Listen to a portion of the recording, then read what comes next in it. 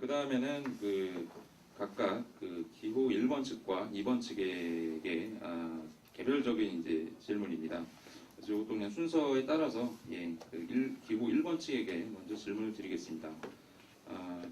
질문 내용이 조금 길기는 한데 제가 또 편집을 하면 조금 오해 소지가 또 있을 것 같아서 이것은 그냥 제가 직접 읽겠습니다. 장화식 후보에게 질문을 하신다고 하셨고요. 외환은행과 외환카드노조가 통합되어 한국노총 소속으로 변경된 것으로 알고 있으며 또한 연맹 내에 단사는 연맹비 미납 시 선거권, 피선거권에 대한 제약이 있는 것으로 알고 있는데 장화식 후보는 조합비 미납이 장기간 된 것으로 알고 있다.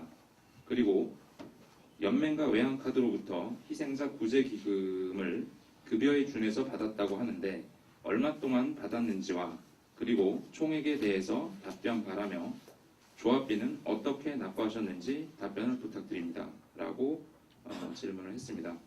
그리고 이 질문에서 조금 이제 오해될 수 있는 내용이 있는데요. 첫 번째, 외환은행과 외환카드 노조가 통합되어 한국노총 소속으로 변경된 것으로 알고 있으신다고 했는데 이 사안에 대해서는 지금 선관위에서 계속 좀 심의 중인 내용입니다. 그래서 일단 쓰신 내용이고 그래서 그대로 이제 말씀을 드렸고요. 통합 결의를 한 것은 사실입니다. 그러나 지금 한국노총 소속으로 변경이 됐는지 안 됐는지 이런 거에 대해서는 사실관계를 저희가 계속 파악 중에 있으니까요. 그거는 참고를 해주시고 그 답변 부탁드리겠습니다. 질문이 상당히 긴데 얼마큼 시간을 줄 수 있습니까? 시간 2분으로 제한드리겠습니다. 그렇습니까? 그럼 저도 짧게 답변을 드리겠습니다. 해고자 문제 관련해가지고 저는 2004년도에 해고된 이후에 외환카드 노조하고 함께 투쟁을 해왔는데 이 문제를 선거에서 이용하는 것은 저는 민주노조 운동의 전통을 상당히 좀 훼손하는 어떤 우리 연맹이 좀 부끄러운 일이라고 생각합니다. 그럼에도 불구하고 제기된 문제제기에 대해서는 제가 바로 답변을 드리겠습니다.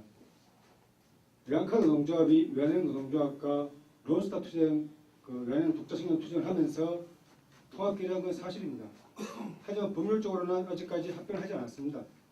연맹비 다 내고 있습니다. 법적으로 문제가 없습니다. 그래서 제가 외환카드 가서 얘기했습니다. 그렇게 통합 결의하면 안 된다. 오히려 이 구조적 싸움할 때는 각자 가는 게 더 좋다.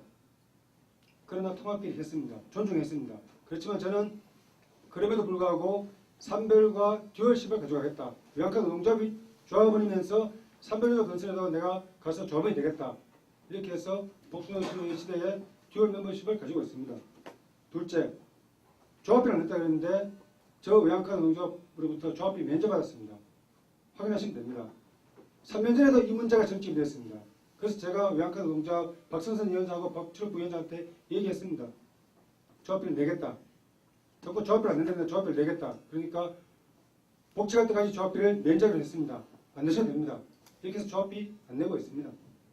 그 다음에 희생자 구제기금 우리 연맹 규정상 3년 구제하도록 되어 있습니다. 복직 안 되면 1년 추가하도록 되어 있습니다. 외환카드하고 공동 구제했습니다. 그 내역 중집 중앙위 때 철저하게 보고되어 있습니다.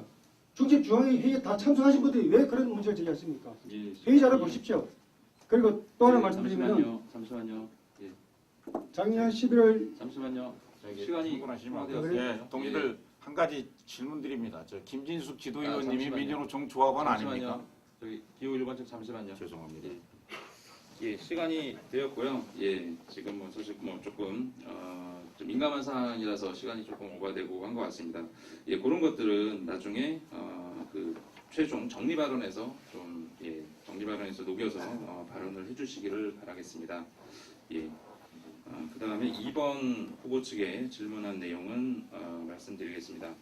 사실 조금 내용이 좀 길어서 다는 제가 좀 읽지는 못하겠고요. 아마 핵심은 이것인 것 같습니다. 이제 정리해서 한번 읽어보겠습니다.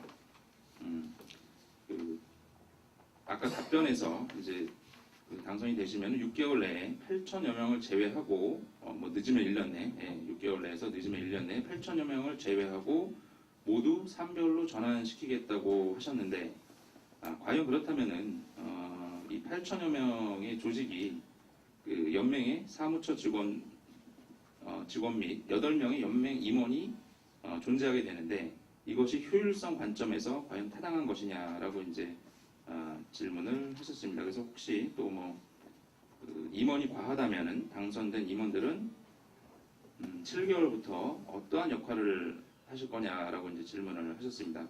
그러니까 이제 8천여 명을 남겨놓고 다 이제 전환을 하신다고 하셨는데 그렇다면 이제 효율적 관점에서 이렇게 이제 많은 사무처 직원과 연맹 임원을 두는 것이 이제 타당한 것이냐는 질문이시고요. 그리고 만약에 이제 임원이 과하다고 판단이 되셔가지고 이 임원들을 다른 역할을 시키실 것 같으면 이제 어떠한 역할을 맡게 하실 건지 그거에 대한 질문인 것 같습니다. 제가 말씀드린 부분은 지역본부 건설을 강화해서 1년 안에 성공적으로 전환됐을 때를 이제 상정하고 말씀하시고요.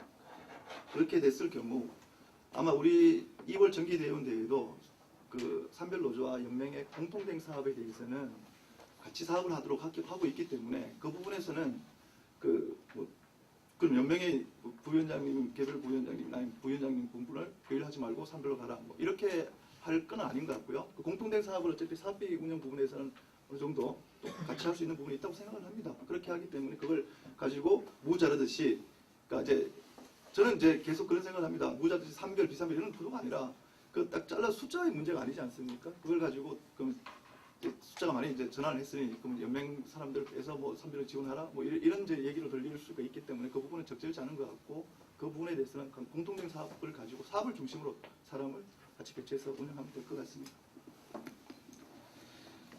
예, 여기까지 해서 정해진 모든 4개의 주제와 그리고 현장에서 받은 자유 주제에 대해서 모든 정책 토론회를 마쳤습니다.